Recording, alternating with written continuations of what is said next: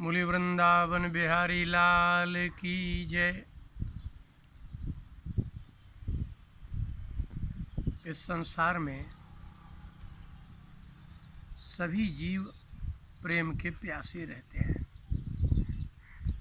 जाते हुए कुत्ते को आप पुचकार दो, खड़ा हो जाएगा, पूंछ हिलाने लगेगा। कोई भी जीव हो, गाय भैंस बिल्ली कुत्ता, कोई भी जीव हो, यदि उनको प्रेम से थोड़ा सा बुला दिया जाए तो बिल्कुल स्थिर हो जाते हैं। बड़ी विशेषता है प्रेम की, और सभी जीवों को प्रेम बहुत पसंद है, बहुत अच्छा लगता है। बिना प्रेम के कोई जीना ही नहीं चाहता। लेकिन यहाँ कोई किसी से निरंतर प्रेम नहीं कर पाता। उसका कारण क्या है? उसका कारण है कपट। व्यक्ति का हृदय इतना अशुद्ध है कि वो शुद्ध मन से प्रेम नहीं करता। प्रेम का एक वेग होता है। जैसे किसी ने किसी अपनी कन्या का विवाह किया तो दामाद के प्रति 2-4-6 महीने इतना आकर्षण होगा, और इतना कि मतलब जो भी करना है अब उसी के लिए करना है। लेकिन जैसे धीरे धीरे धीरे उस दामाद के कुछ गुण प्रकट होते हैं, कभी भाई के गुण प्रकट हो जाते हैं, कुछ मित्रगणों के, कुछ समाज के, अर्थात ऐसा कोई हृदय नहीं प्राप्त हो रहा है जिसमें कपट ना हो। बालकांड के 68वें दोहे के नीचे सोरठा लिखा है। वह बालकांड के प्रारंभ से लेकर के और 68वें दोहे तक वो 13वां सोरठा है। इसके पहले तुलसीदास जी 12 सोरठा लिख चुके हैं। सती जी लौट के आई। शिव जी ने पूछा कि आप परीक्षा लेने गए थे, क्या हुआ? सती जी ने कह दिया, कछु न परीक्षा लीन गुसाई। मैं गई तो थी परीक्षा लेने, आपने कहा तो था, लेकिन मैंने कुछ परीक्षा नहीं ली। तो किया क्या तुमने जाके? बोले कीन प्रणाम तुम्हारी ही नहीं। जैसे आप अपने लोग दोनों आ रहे थे तो रास्ते में राम लक्ष्मण जी को देख के प्रणाम किया था आपने, तो हमने भी कर लिया। अब तुलसीदास जी लिखते हैं कि यदि सती जी कह देती कि ठीक है, ये मैंने परीक्षा ली और भगवान ने अपने चरित्र दिखा दिया, लीला दिखा दी अद्भुत, अनंत ब्रह्मा विष्णु महेश दिखा दिए, लेकिन उन्होंने ये नहीं बताया, सीधा कह दिया मैंने परीक्षा ही नहीं ली। तब शंकर देखियो धर ध्याना, सती जो कीन मरम सब जाना। कपट बहुत दिनों तक रहता नहीं है। अब शंकर जी को भी विश्वास नहीं था, क्योंकि शंकर जी ने कहा था कि अगर तुम्हारा मन नहीं तो जाओ परीक्षा ले आओ। तो चल पड़ी परीक्षा लेने के लिए। तो परीक्षा लेने के लिए जब कोई चल पड़े तो इसका मतलब है कि उसको हमारी बात पर विश्वास नहीं है। शंकर जी ने कहा था कि वो भगवान है, लेकिन सती जी अगर मान जाती तो वो जाती ही क्यों? और सबसे बड़ा कपट ये हुआ कि लौट करके उन्होंने कह दिया कि हमने परीक्षा नहीं ली। बस यही तुलसीदास जी ने बहुत ध्यान दिया। सती जी को साथ लेकर के वो आ तो गए कैलाश में, जैसे रोज रहते थे वैसे ही रहने लगे, लेकिन जैसे मुस्कुराते थे, जैसे बात करते थे, बोलते थे, चर्चा करते थे, कहीं ले जाते थे, ये सब शिव जी ने बंद कर दिया। सती जी को पता लगा मानसिक रूप से कि मैंने कपट किया। नारी सहज जड़ अज्ञ। नारी वास्तव में जन्म से ही वह इतनी डरपोक है, अज्ञानी है, उसको शुद्ध बिल्कुल बताना ही नहीं आया। अब तुलसीदास जी उस सोरठा में लिखते हैं कि जल पय सरस बिकाय, देखिए रीत की प्रीत की रीति भले, बिलग होय रस जाय, कपट खटाई परत पुनि। तुलसीदास जी ने कहा कि कि संसार में प्रेम का प्रारंभ होता है और वह प्रेम सदा एक रस रह सकता है यदि कपट की खटाई न पड़ जाए तो। जल दूध के साथ बिक जाता है दूध के भाव, और बिकता ही है। जल पे सरस बिकाए देखिए प्रीत की रीति भल। ये वास्तव में प्रेम की रीति तो देखिए, जो जल है वो दूध के भाव नहीं बिकता। जो दूध में गुण है, शक्ति है, सामर्थ्य है, वो जल में नहीं है। लेकिन जल कम है, दूध की अपेक्षा गुणों में कम है, स्वरूप में कम है, लेकिन फिर भी अगर वह दूध के साथ मिल जाए तो दूध उसको अपनी छाती से लगा करके अपनी कीमत में बिकवा देता है। ये प्रीति की रीति है। यदि किसी बड़े व्यक्ति से किसी छोटे व्यक्ति का संबंध हो जाए, छोटा व्यक्ति बस कपट ना करे। बड़े व्यक्ति ने एक बार स्वीकार कर लिया ना, वो चाहता तो आपकी आवश्यकता नहीं थी। दूध तो अपने दूध के भाव में बिना पानी के बिकता और अत्यधिक कीमती बिकता। कहा जाता कि भाई इसमें एक बूंद पानी नहीं है। तो दूध तो बिना पानी के भी गुणी है, गुणवान है वो। लेकिन पानी क्या दूध के साथ के अलावा अलग से क्या पानी दूध के साथ समान बिक सकता है? नहीं बिक सकता। आप दूध रख दीजिए, बगल में पानी रख दीजिए, अब पानी को आप दूध की कीमत में बेचिए तो नहीं बिकेगा। ऐसे ही ये प्रीति की रीति है कि कोई बड़ा व्यक्ति, कोई महापुरुष, कोई गुणी, धन में बड़ा हो, गुणों में बड़ा हो, सभी प्रकार से विद्या में बड़ा हो, और यदि वह छोटे को स्वीकार कर ले, जैसे शिव जी ने सती जी को स्वीकार कर लिया, और शिव जी बिल्कुल निष्कपट भाव से, निर्मल विशुद्ध हृदय से उनके साथ रहते हैं। भगवान की कथा सुनाने ऋषियों के यहाँ ले जाते हैं। अब सती जी ने इतना सा कपट कर लिया, एक तो उनकी बात नहीं मानी, दूसरी बात परीक्षा भी ले आए और झूठ भी बोल दिया। ये इसी को कहते हैं कि आप जब कभी इस बात से भयभीत होते हैं कि अगर मैं बता दूंगा तो सब बिगड़ जाएगा, बता देने में इतना नहीं बिगड़ता जितना आपने उसको छिपा के झूठ बोलने में बिगाड़ लिया। तो दूध और पानी में एकता हो जाने के बाद यदि कपट की खटाई पड़ जाती है तो आप निश्चित समझिए बिलग होए। आप खटाई डाल दीजिए तो पानी को छोड़ देता है दूध, रस जाए, फिर उसमें पानी में क्या दूध का रस आएगा? अर्थात उसमें पानी में तो पहले से ही वो गुण दूध के नहीं थे, वह मधुरता नहीं थी, वह स्वरूप नहीं था, वह लक्षण नहीं था। इसके बाद भी लेकिन दूध की बात समझ में नहीं आई। ये कपट है। चाहे कोई भाई भाई के प्रति हो, चाहे पति पत्नी के प्रति हो, चाहे मित्र मित्र के प्रति हो, और चाहे भगवान और भक्त के प्रति क्यों ना हो। इसलिए प्रेम रहता ही तभी तक है जब तक आप असत्य भाषण नहीं करते, जब तक आप कपट नहीं करते, तब तक स्नेह बिल्कुल शुद्ध हृदय में रहेगा। इतना स्नेह होगा। इसलिए जीव गोस्वामी ने लिखा कि वास्तव में संसार में प्रेम है ही नहीं, होता ही नहीं। कैतव रहितम प्रेम न तिष्ठति मानुषे लोके। इस मनुष्य लोक में बिना कपट का आपको प्रेम मिलेगा ही नहीं।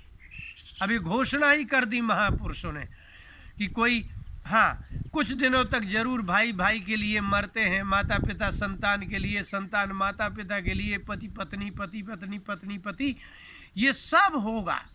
लेकिन महात्माओं ने घोषणा कर दी, कैतव रहितम प्रेम न तिष्ठति मानुषे लोके।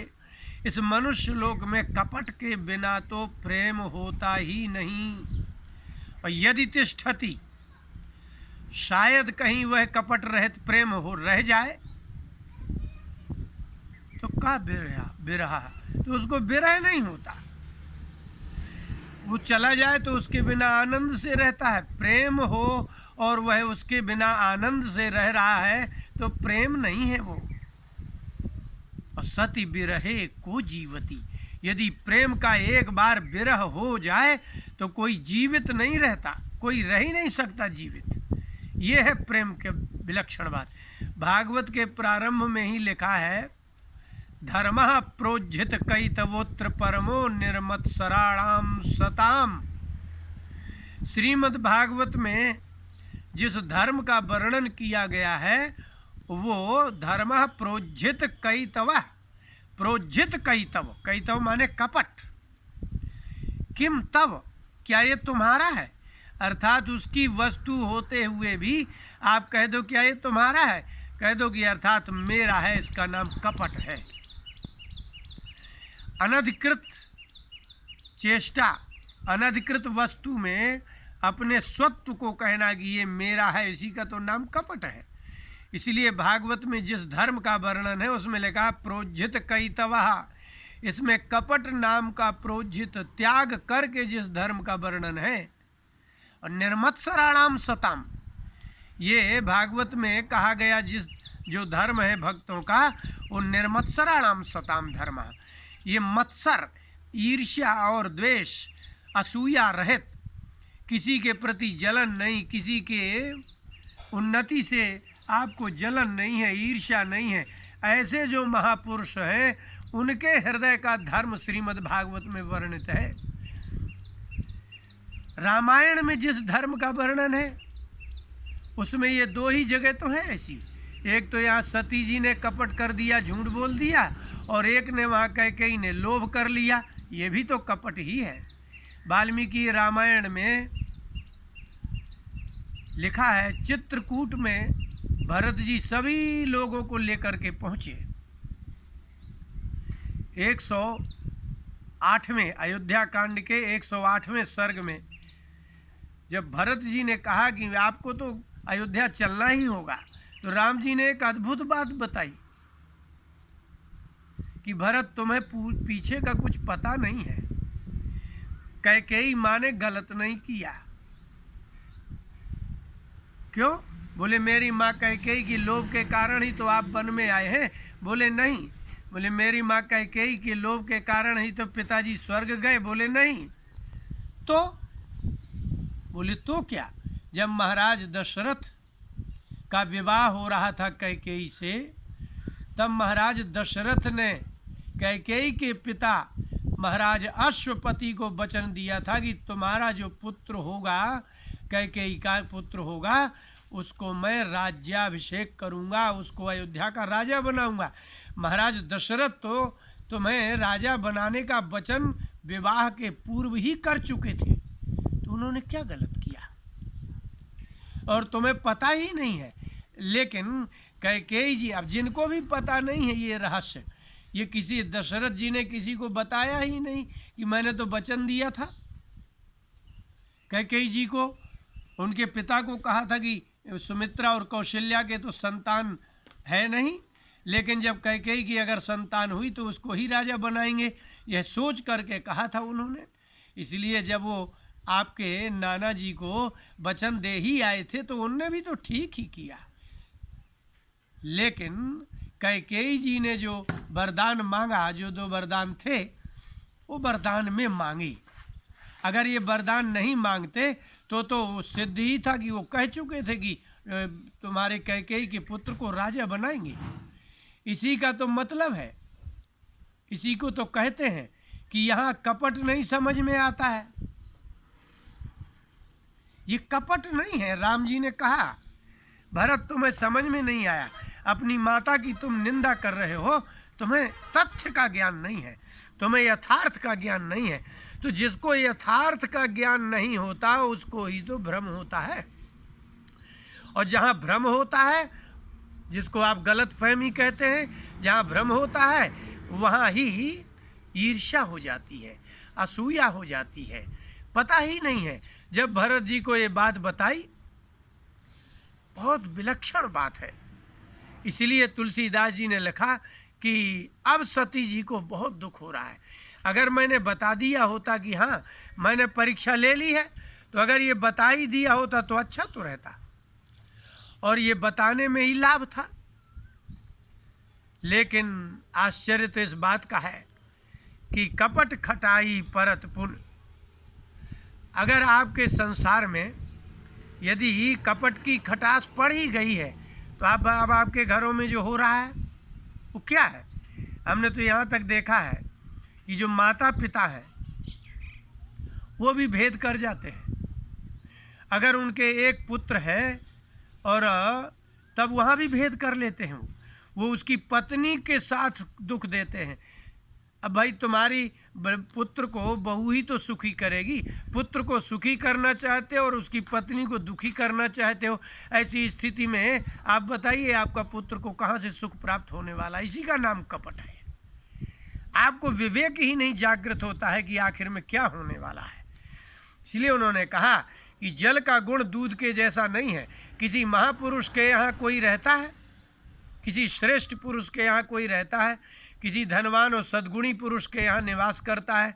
किसी ने आप भूखे हैं, आप दरिद्र हैं, आपके नहीं है कुछ और कोई दे रहा है, तो आपको जो दे रहा है उसी से आप कपट क्यों कर रहे हैं?